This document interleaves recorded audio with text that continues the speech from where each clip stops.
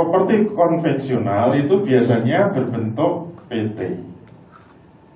Nah, pembahasan PT itu biasanya dibahas wilayah hukum taklifi. Hukum taklifi itu cirinya apa? Bicara halal atau haram. Hukum taklifi ada 5 ya. Wajib, mubah, makruh. Wajib, sunnah, mubah, makruh, haram. Tapi jarang membahas PT dari hukum wad'i. Wad'i itu bicara sah atau batal. Hukum wad'i itu pondasinya hukum taklifi. Hati-hati ya. Kalau sampai suatu akad dikatakan batal, itu semua yang di atasnya haram. Kita akrab dengan kata batal itu kalau ibadah kan. Misalnya tadi sholat subuh, imamnya bagus sekali. Begitu selesai ngomong, jamaah, jamaah, mohon maaf saya belum wudu. Terus dia duduk, astagfirullah, astagfirullah. Kira-kira diterima nggak sholatnya? Nggak bisa. Walaupun istighfar sampai jungkir balik nggak bisa.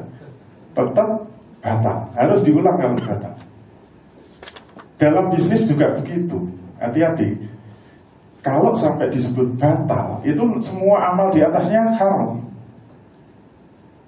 Contoh muamalah yang paling dekat apa? Nikah. Nikah itu muamalah ya. Kalau nikah itu sampai batal, misalnya menurut Imam Syafi'i rukunnya 5. 2 mempelai, ada mahar, ada wali, ada 2 orang saksi, tidak ada ijab qabul. Kalau ijab qabulnya nggak ada, batal kan? Kalau tetap nekat berumah tangga, nekat berumah tangga, zina, kumpul kebo. Nanti kan disebut zina terus kan? Ditobati bisa nggak? Nggak bisa. Nggak bisa kan? Dia memeluk haram, mencium haram, menggauli haram, punya anak haram, menafkahi istrinya haram, anaknya dinafkahi haram. Kalau anaknya menikah dia jadi wali haram, dia mati diwarisi haram. Haram itu hukum taklifi. Nikah batal itu hukum wad'i. Nah, PT menurut tinjauan hukum wad'i itu ternyata ada rukun 1 yang ketinggalan, yaitu apa? Tidak ada ijab qabul. Mungkin kaget ya, masa bikin PT nggak ada ijab qabulnya? Kenapa nggak bisa terwujud ijab qabul? Karena dalam PT itu pertemuan modal ketemu modal, modal ketemu modal ketemu modal itu nggak bisa menghasilkan ijab qabul. Itu kayak perempuan menikah dengan perempuan. Gimana bisa terjadi ijab qabul?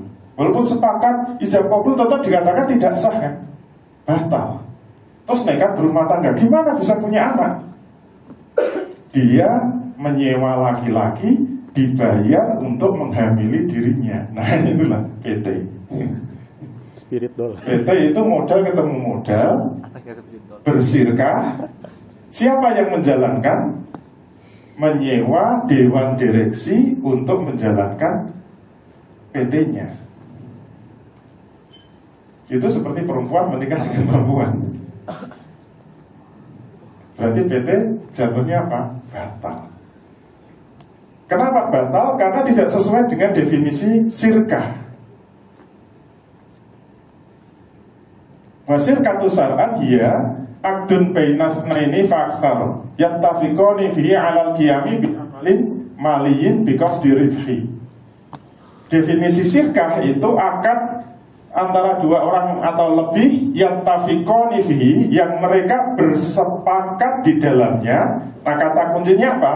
'Alal qiyami bi amalin maliyin, yang bersepakat untuk mewujudkan sebuah usaha bisnis because dirifki, dengan tujuan memperoleh keuntungan.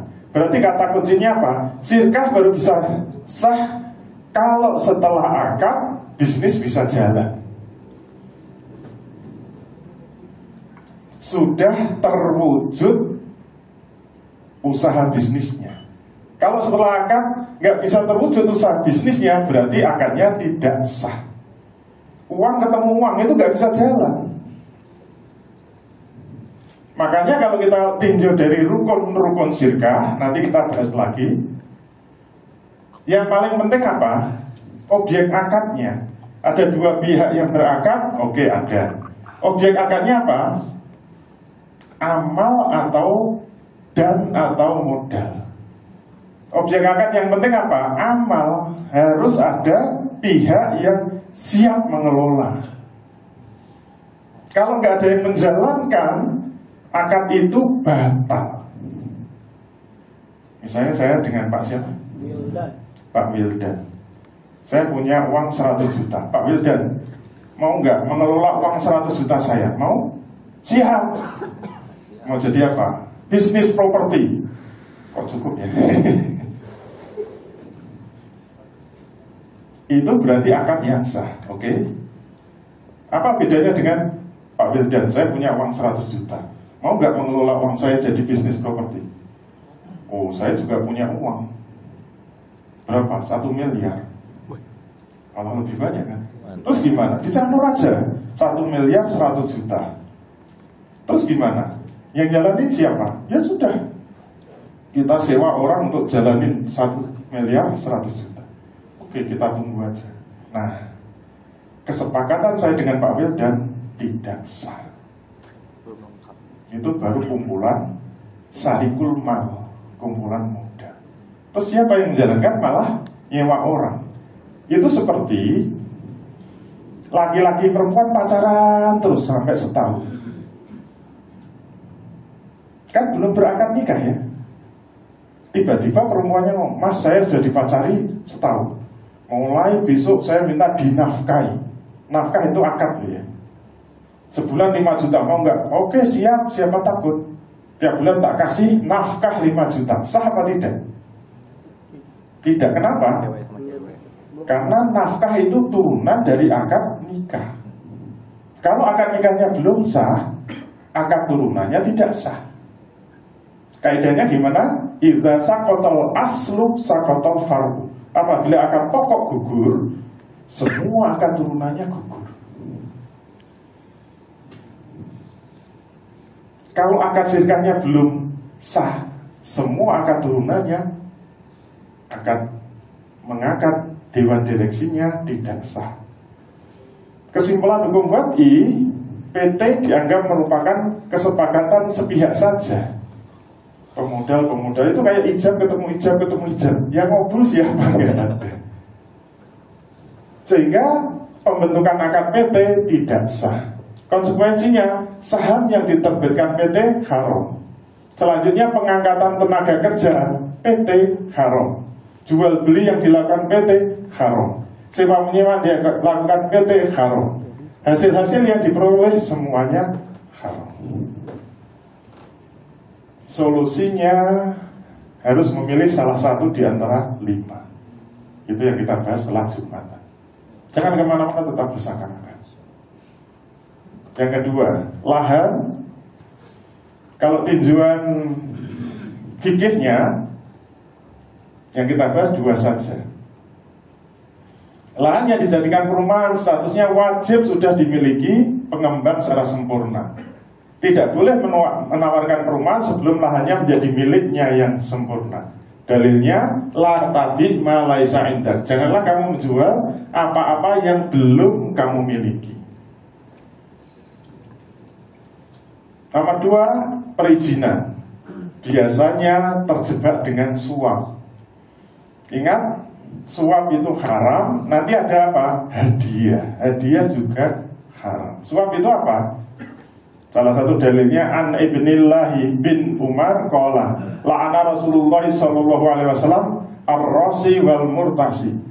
Rasul melaknat orang yang menyuap dan yang disuap.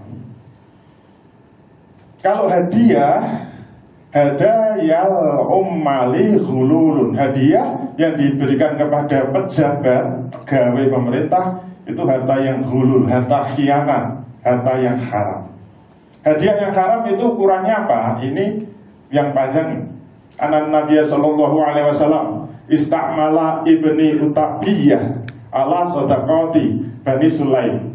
Falamma ja'a ila Rasulillah sallallahu alaihi wasallam wa khasakahu qala hadzal ladzi lakum hadhihi hadiyatun uhdiyat li Faqala Rasulullah sallallahu alaihi wasallam, "Fahalla jalasta fi baiti abika wa baiti ummika kata ta'tiyaka hadiyatuka in kunta shadiqan." Nabi dulu pernah mengutus Ibnu Utabiyah menjadi apa? Penarik zakat. Namanya apa? Penarik zakat. Amil zakat. Amil zakat. Amil zakat itu pegawai pemerintah, digaji dia kepada Bani Sulaim. Maka ketika dia sampai kepada Rasul waktu itu menjadi kepala negara. Dia serahkan ini zakat A, B, C, D. Terus dia mengatakan, ini hadiah dari si fulan. Apa komentar Rasul? Dimarahi kan? Kalau kamu memang benar, kenapa kamu nggak duduk-duduk aja di rumah bapakmu atau di rumah ibumu sehingga kamu dapat hadiah? Ini menurut ulama, hadis ini mengandung ilah. Ilahnya apa? Kalau kamu diberi hadiah karena bertugas, sedang bertugas, padahal untuk bertugas itu sudah dibayar, semua hadiah itu adalah haram. Berarti hadiah yang boleh itu kalau kita duduk-duduk di rumah dikasih hadiah, nah itu boleh. Itu ilahnya. Oke, sekarang ke tenaga kerjaan. Nah, yang harus diperhatikan dalam membuat kontrak tenaga kerja ada 4 yang harus maklum. Yang pertama, jenis kerjanya, naul amalnya. Yang kedua, masa kerjanya. Yang ketiga, tenaga yang dicurahkan. Yang keempat, upah kerjanya. Nanti kita bahas satu-satu. Titik kritisnya itu nomor 4. Biasanya upahnya, kalau mengikuti sistem kapitalis itu mendasarkan pada UMR atau UMP. Menurut pandangan ekonomi Islam itu haram. Jadi negara tidak boleh menetapkan upah minimal. Namanya tas'ir. Tas'ir itu haram. Kalau sosialis, dasarnya pada tenaga yang dicurahkan. Biasanya hitungannya jam kerja. Waktu saya di Jerman itu sosialis. Jerman Timur ya? Udah gabung. Oh, gabung. Mereka menamakan welfare state. Semuanya dihitung berdasarkan jam. Gak peduli dia itu jadi tukang masak, tukang cuci, tukang kebun, jadi guru, jadi perawat, semuanya sama. Hitungannya per jam. Nah itu sosialis. Dua-duanya salah. Kalau menurut Islam, upah harus didasarkan pada manfaat yang diberikan kepada buruh. Nah itu seperti apa? Jangan kemana-mana, tetap bersama kami. Pembiayaan properti, baik dengan bank konvensional maupun bank syariah. Jangan khawatir, dua-duanya haram. Kalau bank konvensional sudah jelas, sudah capek tadi kita bahas. Kenapa? Kalau bank konvensional, karena akadnya utang piutang yang ditambah dengan bunga. Jadi posisinya bank itu memberi utang, dikasih uang, kemudian digunakan membeli rumah. Dapat rumah, kita bayarnya kepada bank. Ini namanya qard. Nah, yang disebut qard itu seperti itu. Beda dengan dain muawadoh. Kalau dain muawadoh itu banknya sudah membeli rumah, kemudian dijual secara kredit kepada kita. Itu boleh. Tipis ya, tipis. Yang satu boleh, yang satu. Padahal nanti mungkin bunganya sama dengan margin. Mungkin sama-sama 10%. Yang satu halal, yang satu haram. Yang satu akad dain muawadoh, yang satu dain qard. Dalilnya kayak tadi, kullu qardin jara manfaatan fahuwa riba. Kalau pakai bank syariah itu masalahnya apa? Haramnya 400%. Kalau bank konvensional 100% haram, kalau bank syariah 400% haram. ditinjau dari 4 aspek ya. Akadnya, penggunaan jaminan, denda keterlambatan, dan penggunaan asuransi syariah.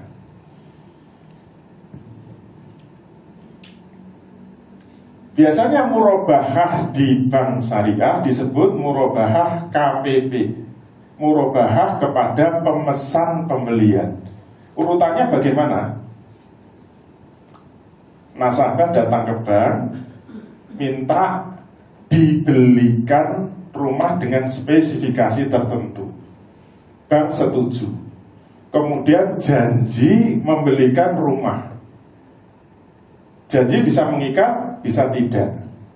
Kemudian setelah dibeli, bank memberikan rumah kepada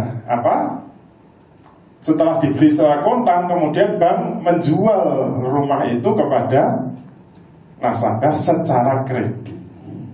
Itu namanya murabahah KPP, bukan murabahah tok. Nah, hukum murabahah KPP haram. Nomor 1, karena tahapan saling berjanji itu bersifat mengikat. Kalau janjinya apa? Kalau bank sudah membeli rumah, kamu harus membeli secara kredit. Itu namanya mengikat. Beda dengan wa'ad yang asli yang tidak mengikat. Nanti kalau saya membelikan rumah, setelah kamu lihat rumahnya, kamu boleh membeli, boleh tidak. Nah itu wa'ad. Tapi kalau harus membeli, sudah terjadi akad. Berarti terjadi multi akad, yaitu akad pesan dengan akad jual beli. Itu langsung diharamkan oleh Rasul. La yahillu, tidak halal. La yahillu salafun wa bai'un. Tidak halal menggabungkan akad pesan dengan akad jual beli secara kredit. Yang seterusnya nggak perlu kita baca. Yang kedua, haram yang kedua apa? Jika janji bersifat mengikat, padahal bank belum punya barang, terkena larangan menjual barang yang belum dimiliki. La tabi ma laisa indak. Kena lagi. Jangan khawatir. Masih ada yang ketiga. Kalau barangnya termasuk barang kimia, maka tidak boleh dengan akad salam. Kenapa? Karena Nabi bersabda, man aslafa, barang siapa yang mau memesan, fala yuslif, maka memesan tidak boleh. Memesan itu nggak boleh, illa kecuali, berarti ini taksis, pengkhususan. Salam hanya boleh untuk fi kailin maklumin wa waznin maklumin, hanya khusus barang yang bisa ditakar dengan jelas atau ditimbang dengan jelas. Berarti yang boleh disalamkan itu hanya barang yang bisa dihitung, ditakar, ditimbang dengan jelas. Contohnya gula, beras, minyak goreng, jagung, dan sebagainya.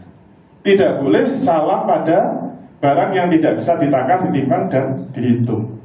Contohnya tanah, bangunan, mobil, kendaraan, hewan tunggangan, itu barang kimia, tidak boleh disalamkan. Ada model pembiayaan murabahah, bukan murabahah KPP ya.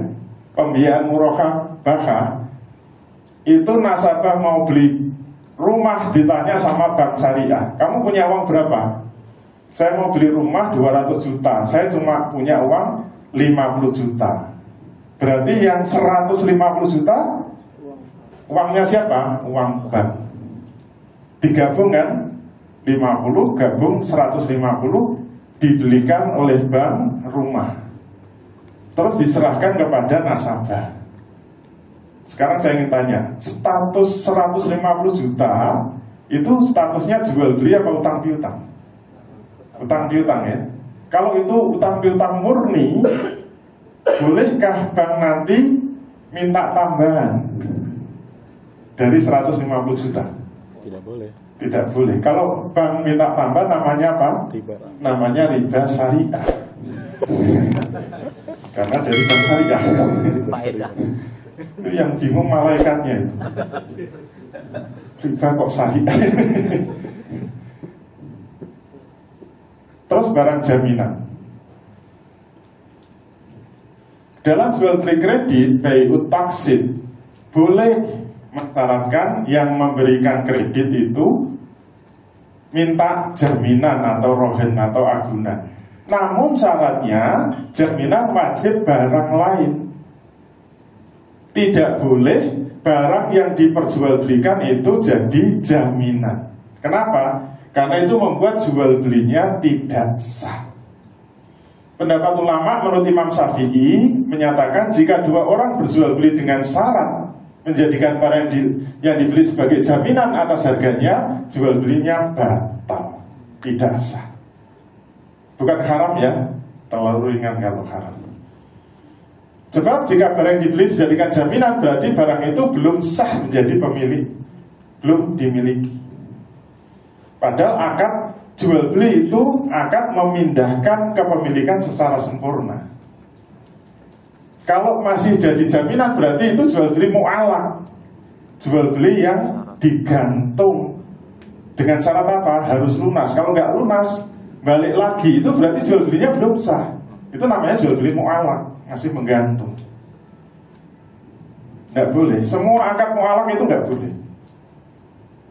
Saya akan menikahi kamu selama kamu masih cantik. Kalau nanti berubah jelek, otomatis jatuh talak kepadamu. Itu akan nikah yang gak sah. Makanya jangan, kalau akan nikah jangan baca sigot taklik. Itu akad mu'alaq itu tidak boleh. Tapi saya dulu nggak tahu ya. Saya belum ngaji nikah, saya dulu baca gitu. Terus saya ingat-ingat, wah kayaknya saya belum nikah lagi.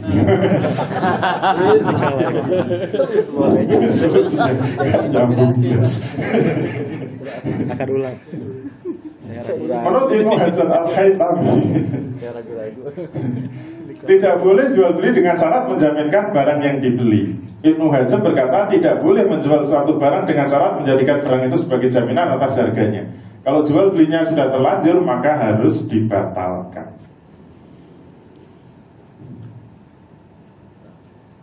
Menjaminkan objek jual beli adalah syarat yang menyalahi muqtadul aqd atau konsekuensi akad, yaitu berpindahnya hak milik secara sempurna sehingga bisa mentasarrufkan secara sempurna, termasuk bisa menjual lagi.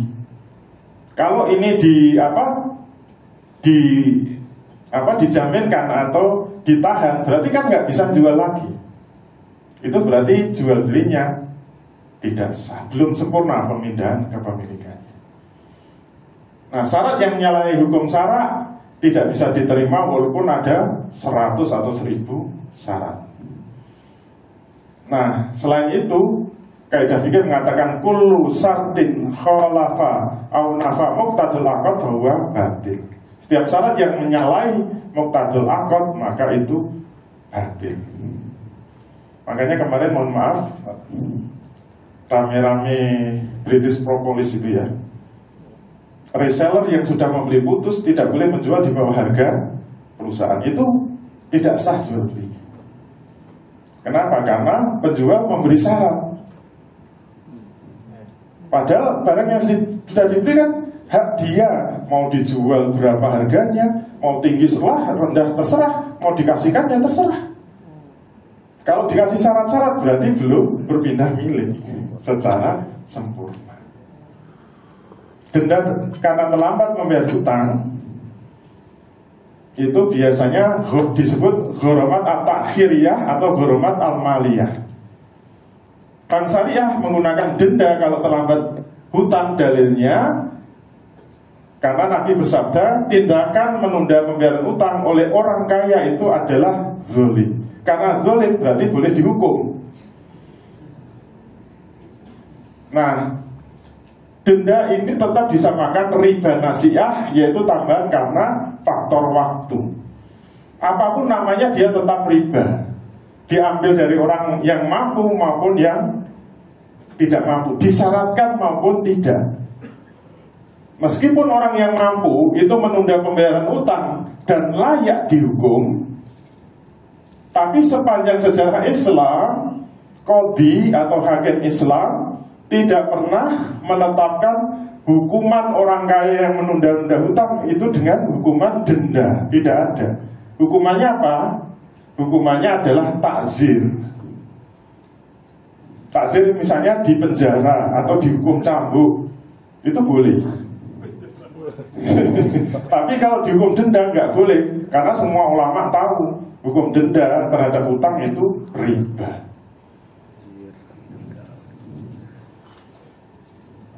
Oleh karena itu pemberi utang tidak boleh dibebani lebih dari utangnya kalau dia mundur-mundur. Tambah berapapun tetap dinamakan riba. Oleh karena itu ada kaidah fikih ma qoroba syai'a u'tiya hukmuhu. Apapun yang mirip dengan sesuatu harus dihukumi dengan yang mirip, bukan dengan judulnya. Judulnya denda, tapi itu mirip riba, harus dihukumi dengan riba. Terus kalau menggunakan asuransi, walaupun judulnya asuransi syariah, kalau asuransi konvensional itu sudah jelas, semua sepakat itu haram. Haramnya 300%. Karena ada maisir, goro, riba. Judinya ada, goronya ada, ribanya ada, 300%. Oleh karena itu disyariahkan. Hasilnya 400% haram. Asuransi syariah itu ada dua macam ya. Ada non-saving dan dengan saving. Kalau non-saving, seluruh memberi premi dianggap sebagai saling menolong. Sehingga nanti kalau ada yang kena musibah, dapat bantuan, yang nggak kena musibah kehilangan. Kalau yang saving itu dana langsung dipisah jadi dua. Bayar premi misalnya 30% untuk saling menolong, sisanya ternyata bukan 70%, 60% untuk investasi atau sirkah mudharabah, yang 10% untuk wakalah bil ujroh, untuk membayari asuransinya. Berarti dibagi tiga ya, saling menolong atau hibah, wakalah bil ujroh untuk membayar asuransinya, 60% untuk investasi. Investasi maka nanti dapat bagi hasil. Nah, ternyata terkena 400%. Nomor satu ada multi akad. Yaitu apa? Pada asuransi tanpa saving ada penggabungan hibah dengan akad ijarah. Yaitu tidak semua uangnya untuk saling menolong, tapi ada akad untuk wakalah bil ujroh pihak asuransinya. Dengan asuransi saving terjadi akad hibah, akad wakalah bil ujroh, akad mudharabah, triple akad. Dan itu haram karena Nabi melarang, naha Rasulullah SAW an safqataini fi safqatin wahidatin. Rasul melarang dua akad di dalam satu akad. Yang kedua ada unsur hibah yang haram. Hibah kok haram? Karena hibah itu akad tabaru'ah, tolong menolong, bukan akad ijariyah. Apa yang disebut hibah yang benar? Tamliku bila iwadin, memberikan harta tapi tidak ingin mengharapkan kembali. Kalau memberikan hibah dan mengharapkan kembali itu haram hukumnya, karena Nabi bersabda al-aidu fi hibatihi kalkal fi ya'udu fi qaihi. Orang yang meminta kembali hibahnya sama dengan anjing yang menjilat kembali muntahannya. Jadi ikut asuransi syariah itu menjilat-jilat muntahan anjing. Ngeri ya, syariah. Tapi jangan khawatir, masih ada yang ketiga, ada unsur judi. Judi itu ada lagunya ya. Judi. Dan kalau hibahnya itu minta kembali, berarti itu bukan hibah, tapi harta yang disetorkan untuk diperjudikan, untuk dipertaruhkan. Karena rukun judi itu ada 4. Kalau 4 nggak memenuhi berarti batal judinya, harus diulang. Nomor 1 apa? Harus ada pihak yang berakad, al-aqidani. Pihak yang terlibat dalam perjudian siapa? Semua nasabah. Oke, rukun pertama terpenuhi. Rukun kedua, ada harta yang disetorkan, yang disebut hibah. Tapi tidak disebut hibah, kenapa? Dia masih mengharapkan nanti terjadi musibah. Jadi doanya kan semoga segera musibah. Berarti ada harta yang disetorkan. Rukun kedua terpenuhi. Rukun ketiga, harus ada sesuatu yang dipertaruhkan, ada yang dispekulasikan. Yaitu apa? Musibah. Terjadinya musibah atau tidak, itu sangat spekulatif. Memenuhi. Nomor 4, ada yang menang, ada yang kalah, ada yang dapat, ada yang enggak. Berarti sah judinya.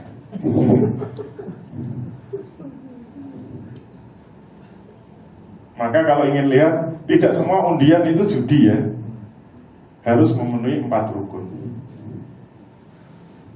Nah, yang keempat ada unsur horor. Horor itu uncertainty. Sebab peserta tidak tahu dengan jelas apakah betul akad investasi itu dikelola sendiri oleh perusahaan asuransi atau dilemparkan lagi. Dilemparkannya kemana, untuk bisnis apa, tidak jelas. Itu namanya horor. Biasanya anak-anak takut nonton film horor. Oh, horor. Setannya nggak jelas. Kesimpulannya apa? Asuransi syariah 400% haram. Yang kelima, keagenan properti syariah.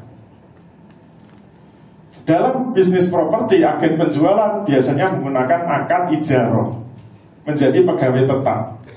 Hukumnya boleh asal sesuai dengan definisi ijarah. Al-ijarah itu hiya akdun ala manfaati bi'ewadin, akad atas manfaat yang diberi kompensasi. Upah harus bersifat pasti. Upah tidak boleh prosentase dari penjualan. Kalau upahnya prosentase penjualan, itu tidak sah dengan akad ijarah. Bolehnya dengan akad samsaroh. Kalau samsaroh boleh. Samsaroh itu makelaran. Bedanya apa?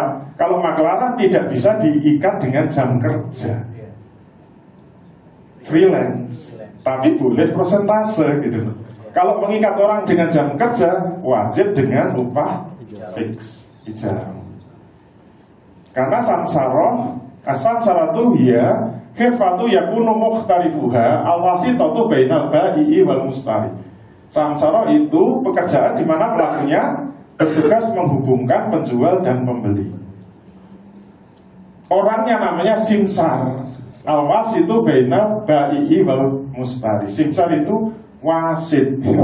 Wasit itu orang tengah, orang yang menghubungkan penjual dan pembeli. Calon. Syaratnya apa? Harus ada akad ya. Samsara harus akad. Syarat pertama, pekerjaannya harus jelas. Yang kedua, upahnya harus jelas.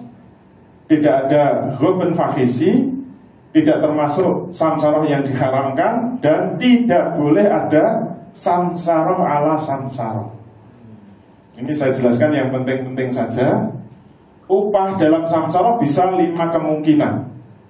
Bisa fix kayak ijarah, bisa prosentase dari laba, bisa prosentase dari seluruh harga barang, bisa menaikkan harga sendiri, boleh kombinasi. Untuk samsara ala samsara itu kalau dari pengembang ngangkat makelar, misalnya agensi, akadnya samsara, samsaranya ngangkat agen-agen, akadnya samsara lagi. Itu samsara ala samsara. Apalagi agennya ngangkat makelar lagi, itu MLM. Samsara ala samsara itu memakelari makelar, hukumnya haram. Karena tidak sesuai dengan definisi samsara tadi, yaitu pelakunya menjadi perantara antara penjual dan pembeli, bukan penjual dan makelar atau pembeli dengan makelar. Kalau makelar yang paling bawah berhasil mendapatkan pembeli, maka makelar di atasnya tidak berhak mendapatkan fee. Kenapa? Karena nggak kerja. Nah, makelar di atasnya kerjanya apa? Kan cuma nungguin aja. Itu namanya bukan bekerja, maka tidak berhak mendapatkan fee.